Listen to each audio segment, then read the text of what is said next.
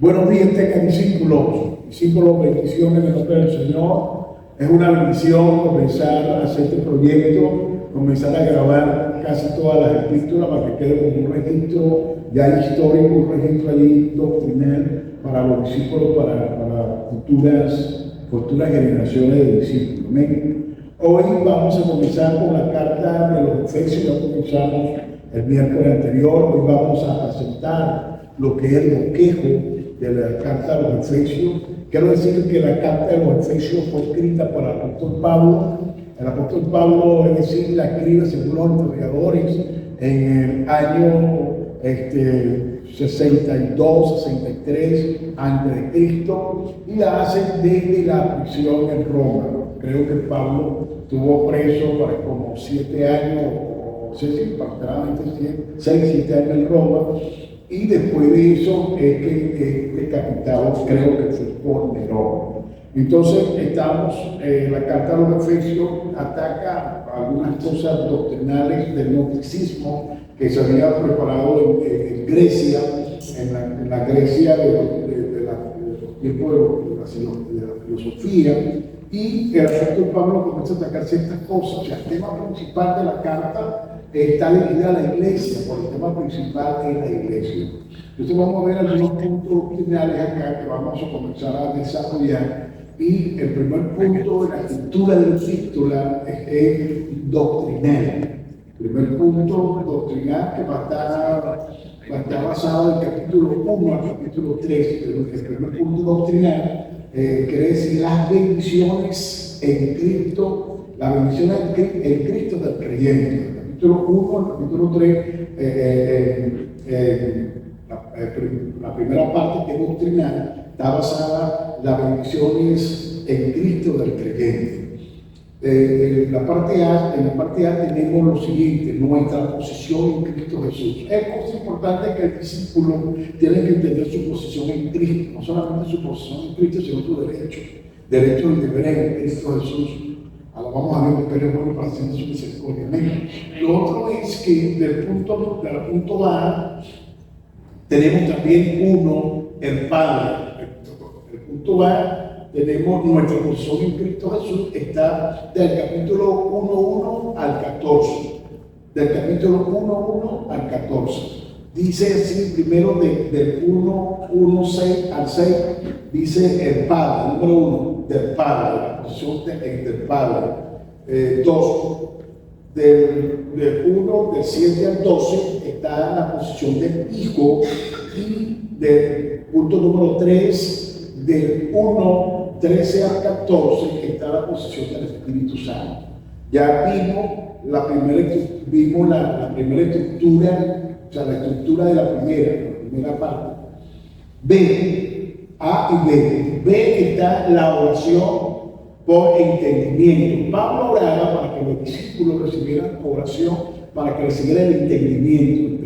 Esta palabra entendimiento tenía que ver con el ataque que tenían los gnósticos con relación a los creyentes, un ataque con relación a la mente, fortalezas mentales, a través de la filosofía griega. Estaban atacando a la iglesia. El gnosticismo era el más de la cultura, de las religiones, la más preponderante, la más fuerte del gnosticismo en Grecia. Entonces, cuando hablamos de la parte B, la oración por entendimiento, eso está del capítulo 1, del 15 al 23, capítulo 1 del 15 al 23.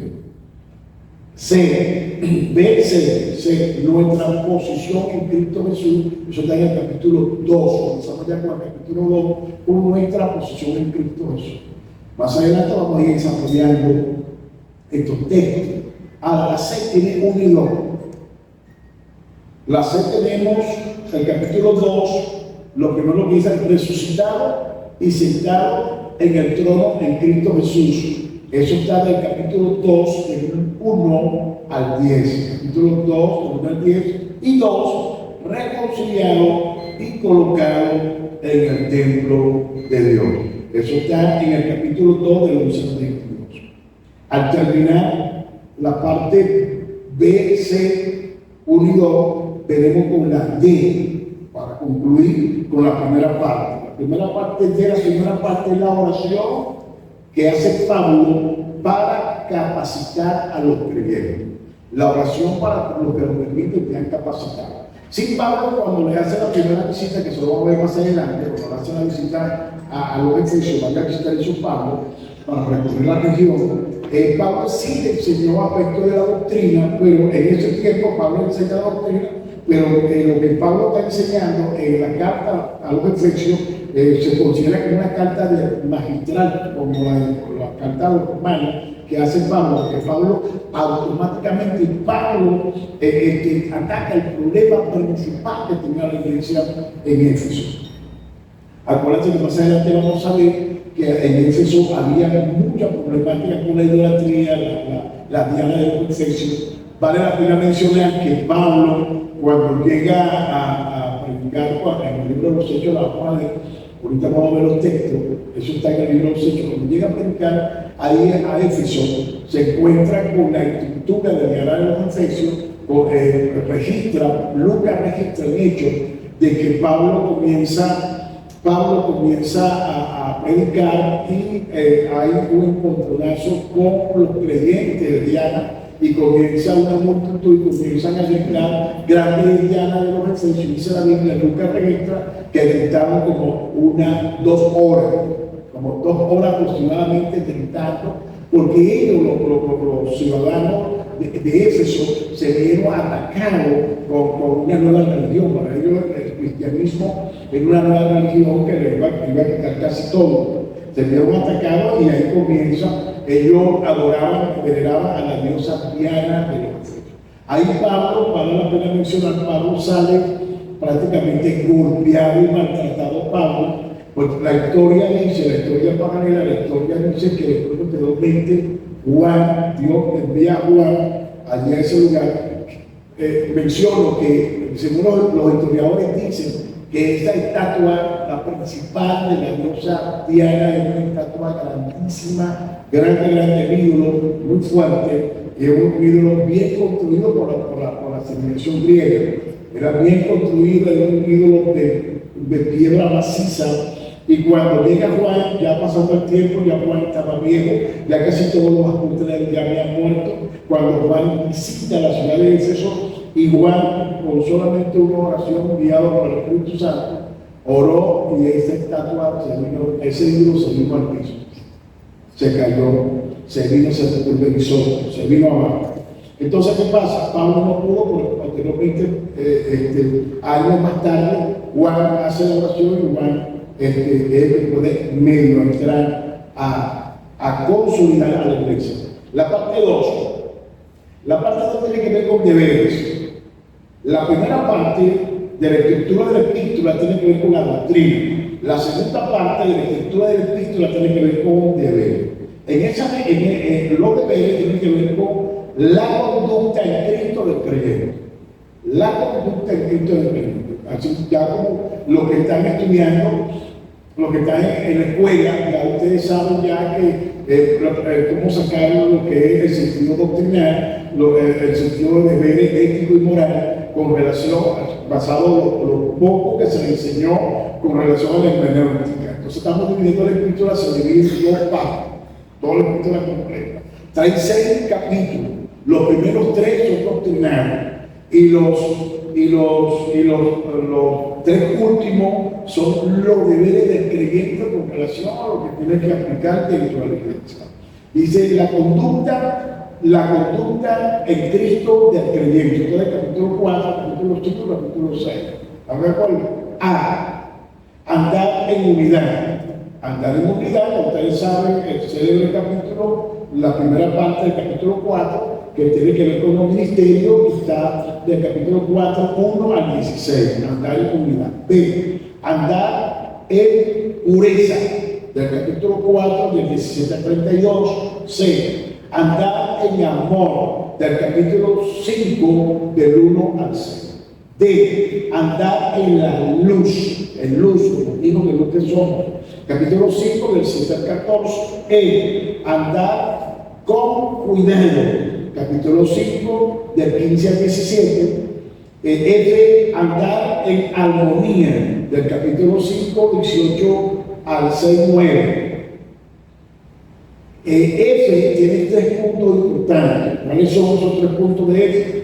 Primero, toca el punto del esposo y la esposa en el capítulo 5, del 18 al 33, padre e hijos, capítulo 6, del 1 al 4. Ustedes saben, si usted tiene la Biblia allí, ustedes pueden ir observando, estructurando lo que les estoy diciendo. 3. Amos y siervos. Acuérdense que en aquel tiempo había amos y había sirvientes. Entonces, que lo de ahorita tiene lo que trabaja en la administración pública o privada, los derechos y los deberes que ustedes tienen ante ese patrón o el patrón de diferentes partes. Ok, G, y combinamos aquí la escritura de la epístola, G, andar en victoria. Andar en victoria tiene que ver con el 6, del 10 al 24. Ahí vemos la armadura del soldado y todas unas orientaciones que da Pablo para combinar el epístola. Tengo una nota aquí referente al epístola. En esa nota que tengo aquí, tengo dos puntos importantes que vamos a desarrollar para entrar al capítulo 2 del punto que venimos trayendo del miércoles pasado. Número 1, la ciudad. La ciudad de Éfeso era una de las más grandes de Asia Menor. Una de las más grandes. No era la más grande. Era una de las más grandes de Asia Menor. Adoraban, como ya dije, a la diosa, Diana de los Efesios. Eso está en el libro de los Hechos, rapidito, vamos allá. El libro de los Hechos de los Apóstoles, 19:23. Hechos de los Apóstoles, 19:23. Pablo se quedó allí 3 años. 3 años se quedó Pablo allí perfeccionando la iglesia y preparando la iglesia. De todos los ataques que había. Fíjate que comenzó la iglesia a sufrir ataques de parte de las diferentes religiones. Es que dice así: hubo por aquel tiempo un disturbio no pequeño acerca del camino. Ahí comienza. Por favor, es la 19:23. Sí, cuando leemos todo el pasaje, vamos a conseguir qué fue lo que pasó allí. ¿Ok? Vamos, está preparada, dame esa lectura, por favor. Prepara el micrófono, me hace esa lectura, me hace seña. En Hechos 23, ¿no? 3 o 31, no sé qué dice. Y de allí se expande Pablo, o se expande el Evangelio a todas las regiones de Asia, de Éfeso. Esto está en Hechos 23 o 31, no sé, 27 o 31, y Hechos 19:10. Que de allí Pablo se quedó 3 años ubicado, o sea, la ciudad que tenía el apóstol como epicentro era Éfeso. Y de ahí era el epicentro, y de ahí él comenzó a ir en diferentes regiones de Grecia. ¿Sí? Es lo que él va a entender. Los chiquitos textos, papá.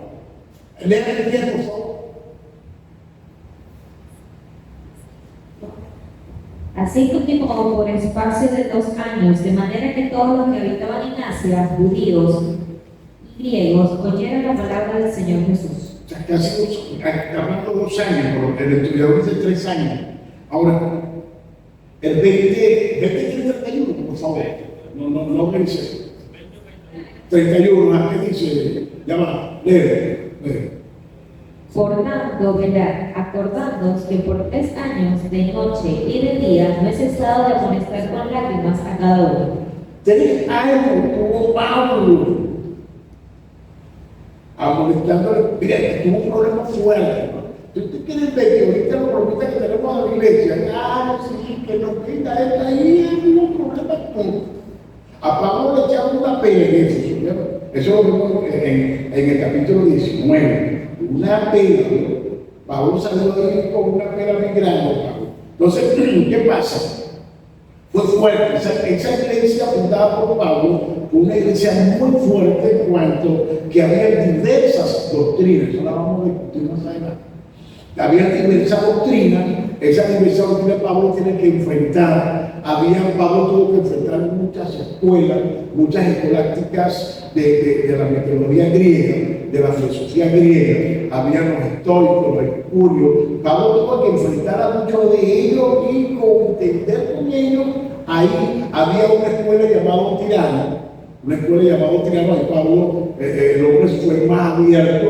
Ahí Pablo comenzó a agarrar ese auditorio, lo agarró porque era una escuela y era un auditorio donde se manifestaba el teatro griego y una parte de contar. Entonces Pablo aprovecha con este Tirano, el hombre está medio convertido y Pablo comienza a desarrollar su escuela allí, en la escuela de Tirano. Ahora, ¿qué pasa después?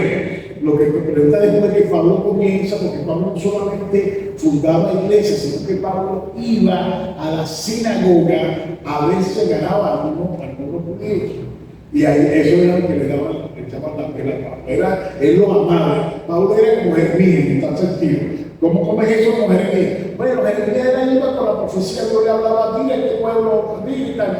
Jeremías profetizaba y comenzaba a llorar. Y no solamente comenzaba a llorar porque era el profeta sentimental, no, sino que eran los padres que le echaban los golpes que le echaban, que no va a llorar. Bueno, Pablo era de esa forma. Pablo iba a los judíos a predicarle y le echaban con palos dulces. ¿Ok? Ajá. Vamos a leer, lee por favor. Tenemos tiempo.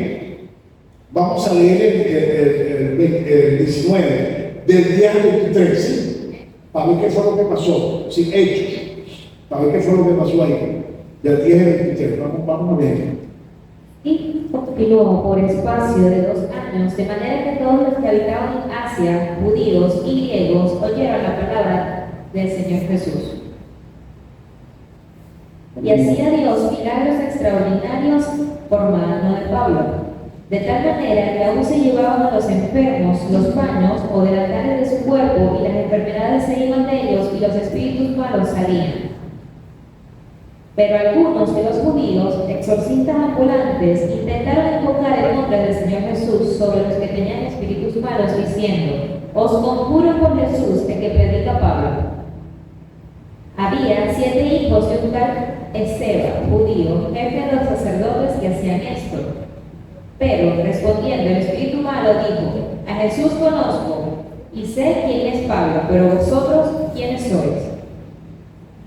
Y el hombre en quien estaba el espíritu malo, saltando sobre ellos y dominándolos, pudo más que ellos, de tal manera que huyeron de aquella casa desnudos y heridos. Y esto fue notorio a todos los que habitaban en Éfeso, así judíos como griegos, y tuvieron temor de todos ellos, y era magnificado en nombre del Señor Jesús. Y muchos de los que habían creído venían confesando y dando cuenta de sus hechos. Asimismo, muchos de los que habían practicado la magia trajeron los libros y los quemaron delante de todos, y hecha la cuenta de su precio, hallaron que eran 50,000 piezas de plata. Así crecía y prevalecía poderosamente la palabra del Señor. Pasadas estas cosas, Pablo se propuso al Espíritu ir a Jerusalén, después de recorrer Macedonia y Acaya, diciendo: después de que haya estado aquí, me será necesario ver también Roma. Ok, el texto es, o el pasaje me lo va buscando, la muchacha que vendía estampillas, una cosa así, o virgencita de la diosa Diana, que Pablo la reprende. Y ahí comienza el problema. Búscame por ahí. ¿Oíste? Bueno, ahí comienza el problema. ¿Qué fue lo que pasó? Pablo creo que reprende a esta muchacha, reprende el demonio. Esta muchacha vendía estampita o virgencita de la Diana de los Efesios. Llegan los tipos, los que ponían a la muchacha a trabajar, y los alfareros, los que se lucraban con este negocio, 19-24, se lucraban con este negocio. Al lucrarse con este negocio, llegan y se molestan. Entonces llevan a Pablo al concilio, llevan a Pablo confrontan a Pablo, a confrontar a Pablo, ahí comienza la parte más fuerte hacia Pablo. No solamente la parte de los judíos, aquí fue casi toda la ciudad que le cayó a Pablo encima. Acuérdense que era una metrópoli. Ya después les traigo aproximadamente cuántos habitantes tenía Éfeso para ese tiempo. La consiguiente, el 19:24, lee allí, lee más abajo. 19:24. Porque un platero llamado Demetrio, que hacía de plata de flecillos de Diana, daba no pocas ganancias a los artífices, a los cuales, reunidos con los obreros del mismo oficio, dijo: varones, sabéis que de este oficio obtenemos nuestra riqueza. Pero veis y oís que este Pablo, no solamente en Éfeso, sino en casi toda Asia, ha apartado a muchas gentes con persuasión, diciendo que no son dioses lo que se hacen con las manos. Y no solamente hay peligro de que esté nuestro negocio venga a desacreditarse, sino también que el templo de la gran diosa Diana sea estimado en nada y comience a ser destruida la majestad de aquella a quien venera toda Asia y el mundo entero. Viste, el tipo, los argumentos que está poniendo el tipo ahí de Demetrio son argumentos muy fuertes a la asociación de pecadores estampistas, de virgencitas, ¿no? Y que, oye, fuerte, sigue leyendo, dale cuando comienzan a gritar por todo el espacio de 2 horas. Continúa. Cuando oyeron esas cosas, se llenaron de ira y gritaron diciendo: grande es Diana de los Efesios. Y la ciudad se llenó de confusión. Y a una se lanzaron al teatro, arrebatando a Gallo y a Aristarco, macedonios compañeros de Pablo.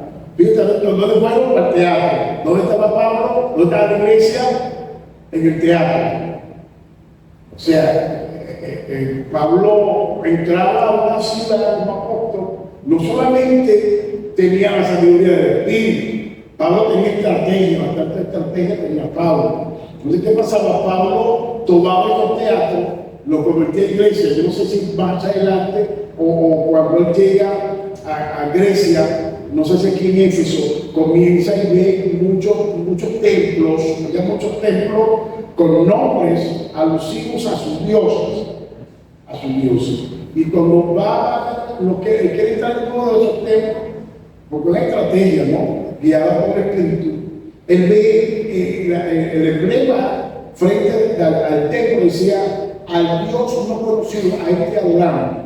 Y entonces Pablo pasó y le dijo: yo veo que hay aquí en esta ciudad adoran muchos dioses, y todas esas cosas en el templo, y ustedes adoran al Dios no conocido. Y yo le dije que sí, nosotros estamos adorando al Dios no conocido. Entonces Pablo dice: a ese es que yo predico.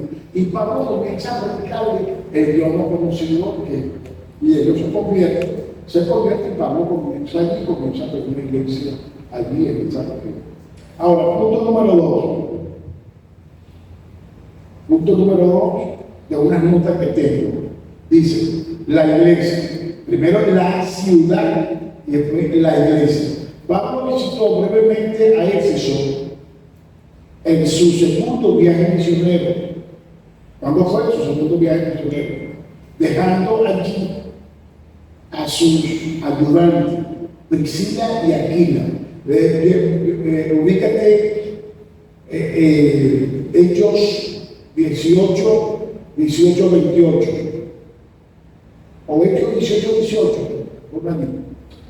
Y Hechos 18. Priscila y Aquila. Estos eran compañeros de Pablo, no solamente eran sus amigos, no solamente eran personas que sabían de la palabra, sino que eran compañeros de Pablo del mismo oficio. ¿Cuál oficio? Ellos hacían cargas, tiendas. Acuérdense que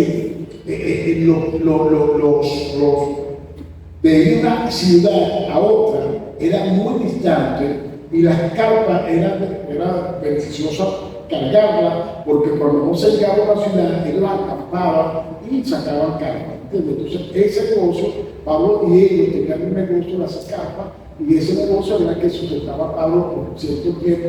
Bueno, así todo el tiempo cuando estuvo en Corinto. Cuando estuvo en Corinto, en la ciudad de Corinto, Pablo se mantuvo no solamente con el dinero mayormente, con el dinero que le trataba la iglesia de Macedonia, sino también con el dinero de su oficio de hacer el cargo. Vas a leer, por favor. Mas Pablo, habiéndose detenido aún muchos días allí, después se despidió de los hermanos y navegó a Siria, y con él Priscila y Aquila, habiéndose trasladado la cabeza en Cencrea, porque tenía hecho voto. Ok, apunté en su casa, póngalo de 18 al 28. 10 textos que van a leer en su casa, léanlo por favor, Hechos 18, del 18 al 28. Dice, él consigue allí, deja a los ayudantes, aquí en Priscila, y regresó en su tercer viaje misionero y duró allí 3 años, como ya lo destacó en Gálatas, en Hechos, capítulo 20 y 31. Ya lo leímos, Hechos 20 y 31. Comenzando a predicar en la sinagoga, los judíos rechazan el mensaje y van a una escuela de un tal llamado Tirano. Eso ya lo leí.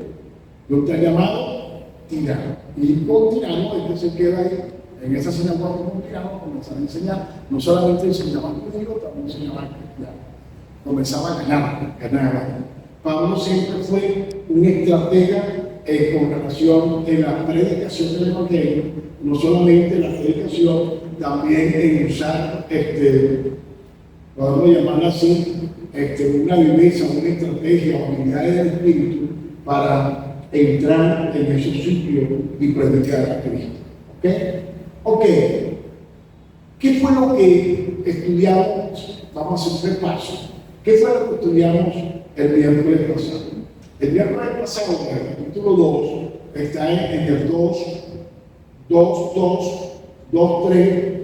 2:11, 2:12, 2:13. Ya le voy a decir en qué parte está. Está en el 5:8. Está una frase que Pablo dice, que es la siguiente, que me llamó mucho la atención. En otro tiempo. Cuando estuvimos analizando esa frase en otro tiempo, vamos a concluir acá con la frase en otro tiempo.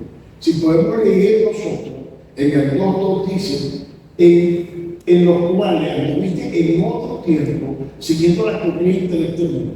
Pablo destaca que los discípulos que estaban en Éfeso, en otro tiempo, seguían la corriente del mundo, del sistema. Ahora, uno de los peligros que estaba afrontando la iglesia cristiana, los cristianismos en Éfeso, era que todas las corrientes que ellos en otro tiempo vivieron en esa corriente estaban volviendo nuevamente a la iglesia. ¿Qué quiere decir? Que esas corrientes estaban demandando más o eran más fuertes dentro de la iglesia, por ejemplo, la filosofía, el gnosticismo, y para ustedes contar en una trinidad, muchas cosas que a lo largo del epístola vamos a considerar y vamos a ver que estaban pasando, que eran problemas que estaban pasando dentro de la iglesia, y Pablo comienza a corregir a través de la carta. Acuérdense que Pablo, si lo está hablando, que quedó 2 años sin enfrentar a la iglesia, después de 3 años, tuvo 2 años y un año más, serían 3. En 3 años Pablo dejó una estructura buena en la iglesia. No necesitaba escribir una epístola para que la iglesia pudiera avanzar. Como así como fue el problema en los Corintios, como pasó también en la iglesia en Creta, los creyentes de Tesalónica, también se presentó el mismo problema en Éfeso. Entonces le llegaron la noticia a Pablo de los problemas que tenía la iglesia, y Pablo comenzó a atacarlos por los más puntuales de la iglesia. ¿Por qué? Escuchen. Cuando una iglesia comienza a suscitar problemas, el apóstol, el pastor, el pastor, él tiene que ver y comienza con mucha sabiduría, tiene que comenzar a atacar esos problemas. Vamos a decir acá, el pastor está llamado a hacerlo. Aquí Pablo, cuando tenía los problemas en la iglesia que estaba en Corinto, los corintios tenían el problema, la familia de Chloe le informa a Pablo cuál era la situación de la problemática de la iglesia. Y Pablo, basado en la problemática de la iglesia, le manda una carta a los corintios. Fueron 3 cartas, ¿vieron? Yo creo que la segunda que tenemos nosotros es la tercera, porque le manda una segunda carta y la segunda carta se extravió. O sea, se extravió. Era tanto el problema de la iglesia que estaba en Corinto, o sea, los corintios. Problema tremendo. No sé, bueno, terminemos aquí y podemos estudiar lo que yo tengo que darle. Vamos a entrar a estudiar esa carta, ese epístola. La epístola de los Corintios es la epístola, la iglesia más complicada que pudo ver el fundador Pablo. Una iglesia complicada. Ustedes ven casi los problemas del estudio. Y con eso que es tan complicado que le manda 3 cartas. Le manda la primera y lo que nosotros tenemos como segundo de la tercera. Y ahí en las 2 cartas, hablando de capítulos, en la primera están 16 y en la segunda hay 13. Suman allí. ¿Cuántos son? 29 capítulos. Como 29 capítulos destacando bien duro los problemas que tenía la iglesia. Entonces, esta situación de Éfeso, ¿qué pasó? La iglesia estaba en peligro. La iglesia comenzó a tener ataques de las diferentes filosofías que había. No solamente filosofías, había religiones que tenían que ver con filosofía, religiones que basaban la filosofía de ellos. No estoy hablando de la mitología griega, sino había unas religiones ya de práctica hechicera. Acuérdate que están quemando varios libros, acuérdense. Llenamos varios libros, había la magia negra, había un poco de cosas. Aparte de la filosofía griega, había práctica de magia negra, que son los magia negra de antaño. Práctica de magia negra y todas esas cosas, la problemática que tenía la iglesia. Ahora, ¿qué es lo que quiero decir con esto? Que nosotros tenemos que ser muy sabios. Pablo fue sabio para tratar los problemas. Algunos problemas en la iglesia que está a los corintios, Pablo lo trató directo porque había un problema que tenía que sacar directo. ¿Ok?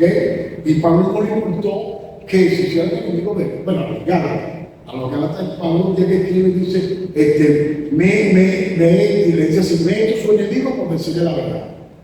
¿Están entendiendo? Entonces, ¿qué pasa? Pablo ve que los problemas estaban afectando muy fuerte, de una manera muy fuerte a la iglesia, y Pablo, como responsable, como dice en estos días, Pablo era doliente, ¿ok? Y él tenía que salir adelante para atacar una situación que se estaba presentando a la iglesia.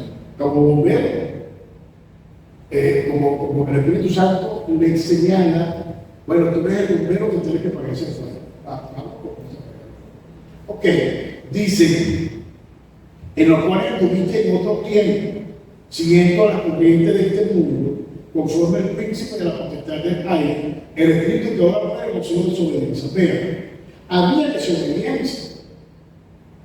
Ahora, ¿qué tipo de desobediencia tenía la iglesia de Éfeso? La desobediencia que tenían que volvieron otra vez a sus prácticas. Volvieron a sus prácticas y a lograr sus prácticas estaban desobedeciendo. Entonces, Pablo está diciendo claramente, cayeron atrapados, arropados por ese espíritu. ¿Cuál? Los espíritus que antes tenían, más adelante dice los deseos que antes tenían. ¿Ok? Entonces, los espíritus que la práctica que ellos hicieron, ya algunos estaban haciendo esa práctica. Si vemos el 2.3, es lo que dice el 2.3, en los cuales también todos nosotros vivimos en otro tiempo, todos nosotros menos en los deseos de la carne, haciendo la voluntad de la carne y de los pensamientos. Y eran por naturaleza hijos de ira, lo mismo que los demás. O sea, vuelve y repite en otro tiempo, se incluye él, que está hablando con licencia el viejo hombre.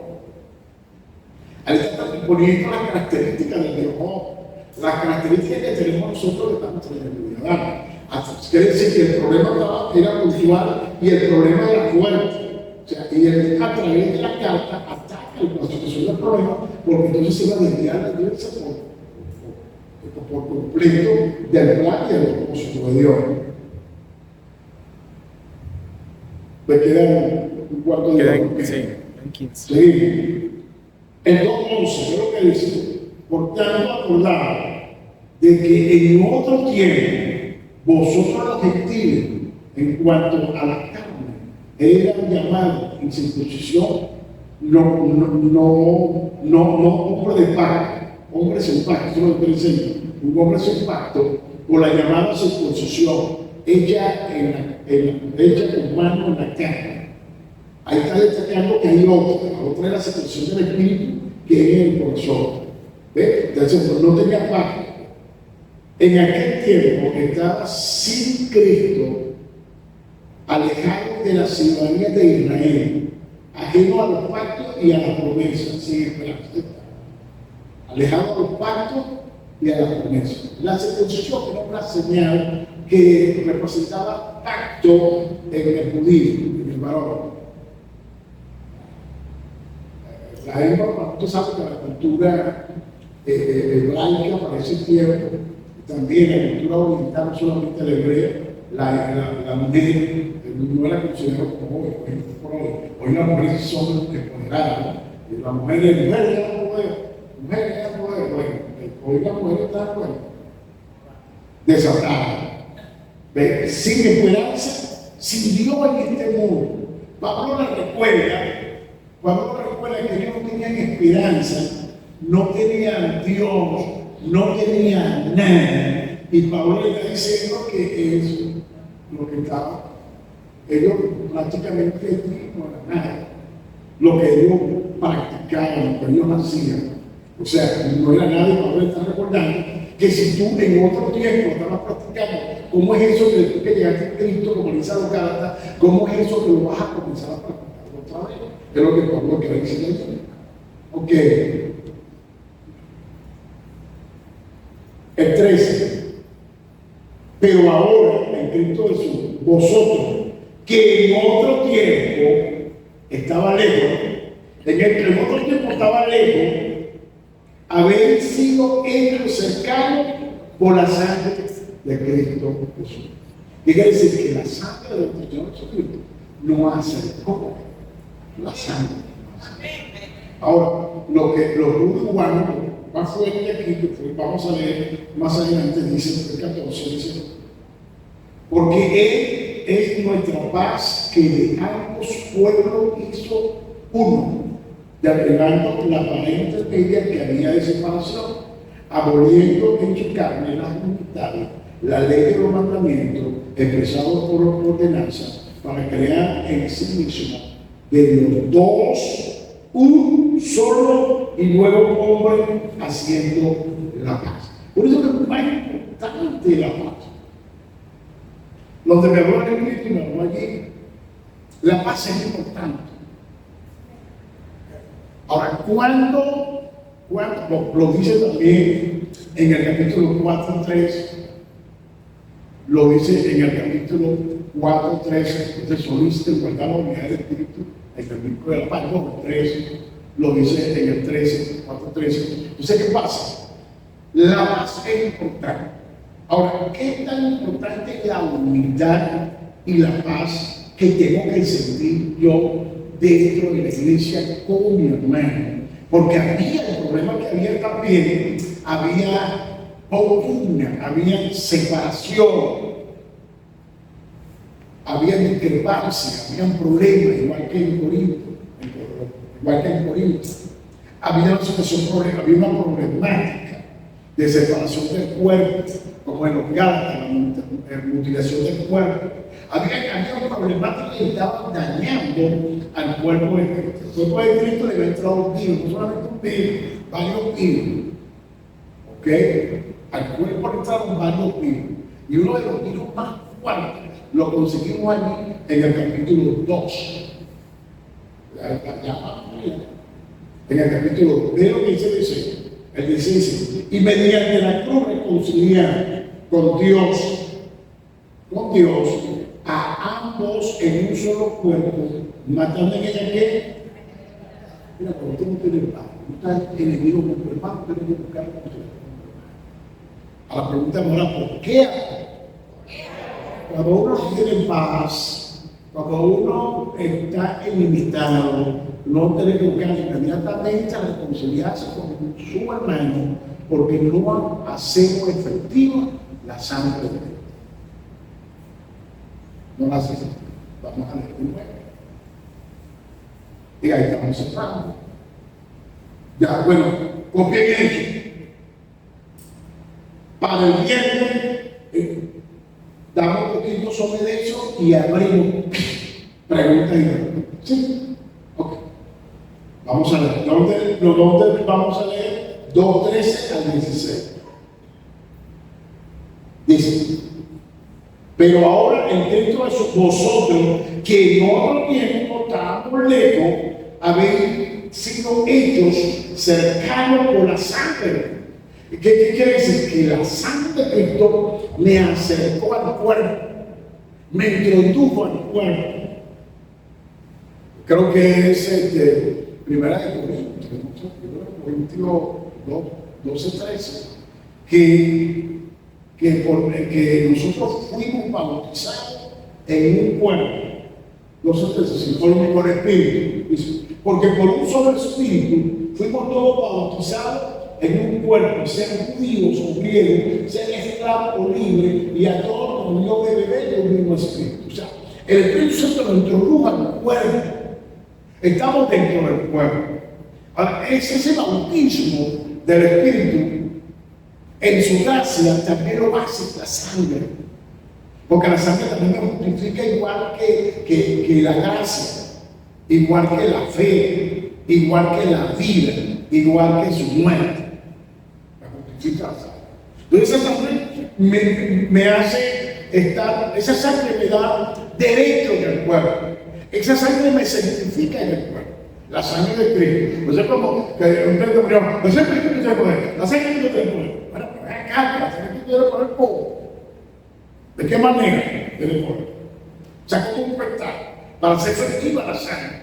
Para que esa sangre pueda tener santificación en ti y para que tú puedas andar bien y que un demonio no te venga a atacar. Que un demonio no te venga a dañar. Entonces, la santificación de esa sangre es la paz y la amistad, la hermandad, la unidad, la coinonía que debe existir entre hermanos.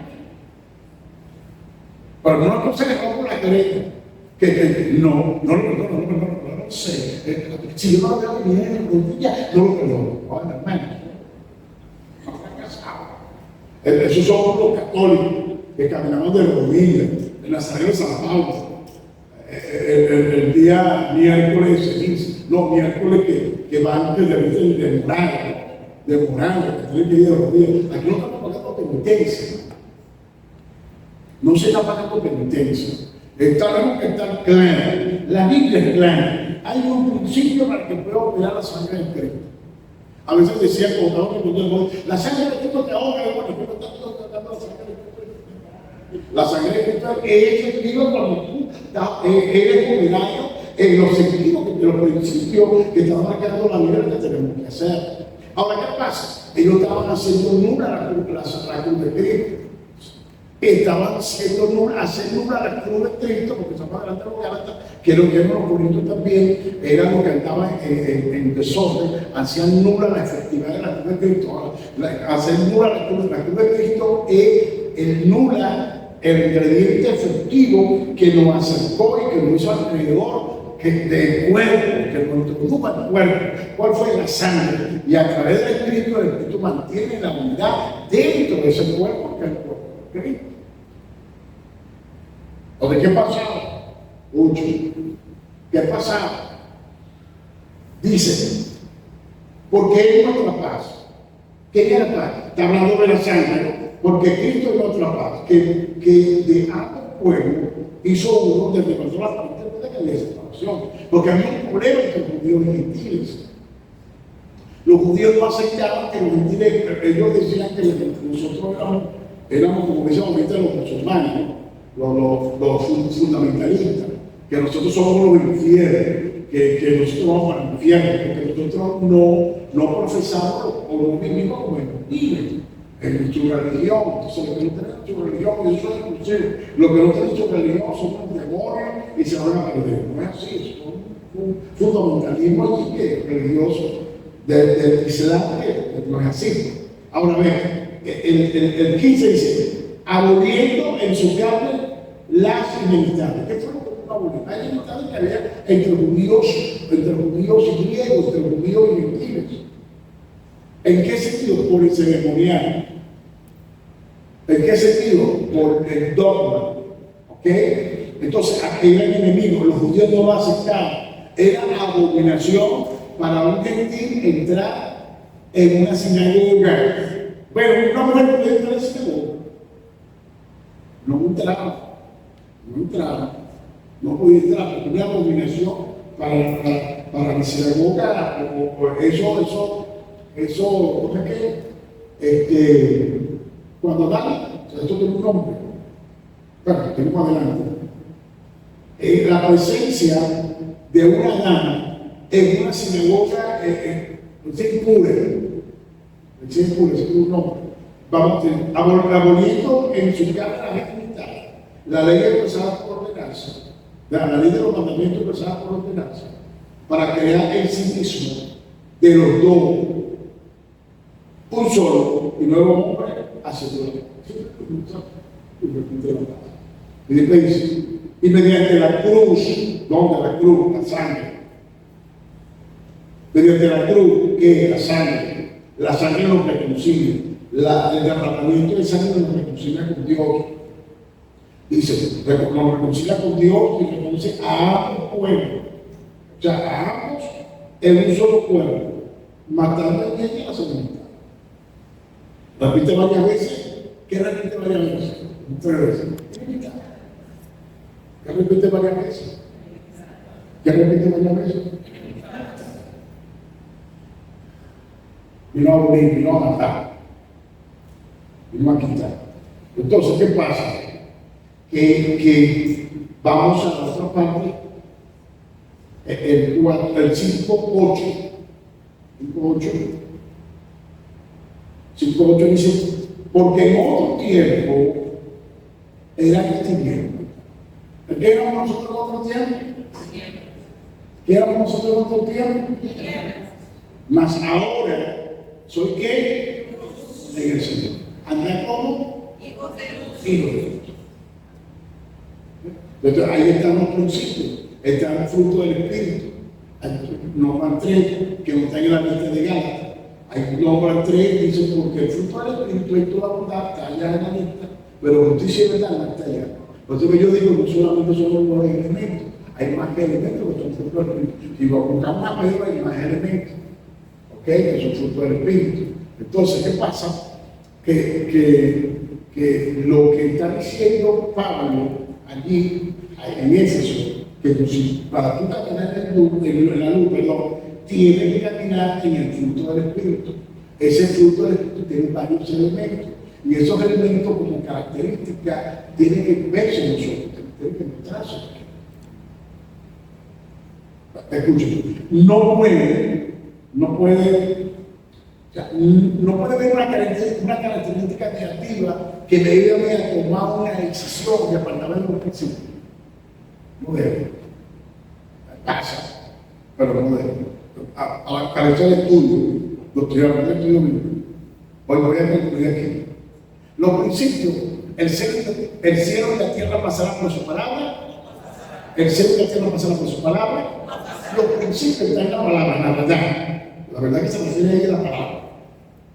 Esta es la verdad que es la palabra. La palabra es la máxima autoridad. Primero, Padre, Hijo, Espíritu Santo. Espíritu Santo y la palabra, máxima autoridad. Máxima autoridad. Entonces, ahí están los principios. Entonces, mi razonamiento, como el de Eva, mi razonamiento, porque yo lo veo bien, porque yo me siento bien, porque yo lo hago así. Entonces, quebrando los mismos principios que yo una vez guardé y que yo una vez dije en público. Y Pablo dice, el hombre que se contradice en lo que aprueba es el contacto de todos sus pecados. Y Pablo lo dice claramente a Pedro en Gálatas, ¿no? Gálatas era 2:18, cuando dice cayó mensaje. Cuando Pablo le dice, lo recitifica a Gálatas, que era de condenar, dice, y tú siendo judío, ¿por qué obliga a los gentiles a judaizar? Eso le dice Pablo a Pedro. Entonces, ¿qué es lo que está pasando? Lo mismo al principio, ahora, pregúntame ahora, ¿apóstol, qué es usted lo que dice con esto? Nosotros caminamos por principios bíblicos y los principios que una vez establecimos, los principios que una vez nosotros guardamos, no nos podemos apartar a un lado por un razonamiento, porque el ego me pegó duro y el ego necesita ser alimentado. Necesita ser alimentado porque no entiendo, el razonamiento en mi vida lo pongo por encima del principio, porque yo creo que al levantarme no me van a usar dolor, hermano, dolor de mí. Si tú no sacaste ese dolor de mí, y alguna cicatriz va a ser una poquita chiquitica que va a cortar la herida y va a pasar el duro sin tener oportunidad de restaurarlo de cuidado. Es tremendo. Por eso es que uno tiene que resolver, tiene que decir cómo apartar a un lado la enemistad y buscar la reconciliación, la unidad, la paz con el hermano. Se lo dice un caballero que lo vivió y me fue durísimo. Entonces, creo que hoy le puedo decir yo abiertamente a ustedes y a los discípulos que al futuro van a estar escuchando este estudio, abiertamente les puedo decir que lo pasé por bien duro, ¿no? Bien duro. ¿Para qué? Yo no entendía. Ahora acá en el futuro, a este futuro, ya aquel pasado, este presente, aquel pasado, el futuro. Ahora aquí en el futuro, este presente, en el futuro, yo me puedo usar que puedo enseñarlo a ustedes con autoridad que tienen que perdonar, con autoridad que no tengan enemigo. El enemigo es por un lado. El enemigo es por un lado. ¿Ok? Porque la Biblia dice, fue lo que dice el Señor, ahí no mató la ley del Cristo y la ley del Espíritu. ¿Cómo? Mataba a tu enemigo. Tu papá Antonio, Antonio Echerio, ¿qué nos vamos a dar? A Jesús, ¿no? ¿Qué nos vamos a hacer? ¿Qué nos vamos a hacer? Peluche.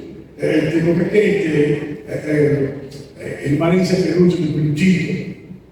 No, tranquilo. Uno que se deja el reto mío era amar al maracucho. Empecé por el tú me decía el hermano allá, Manuelito, mi enemigo mortal. Mi enemigo mortal. Mi enemigo mortal. Anda, mano. Que eso te tiene que amar. Por eso es que Esteban fuera de ser.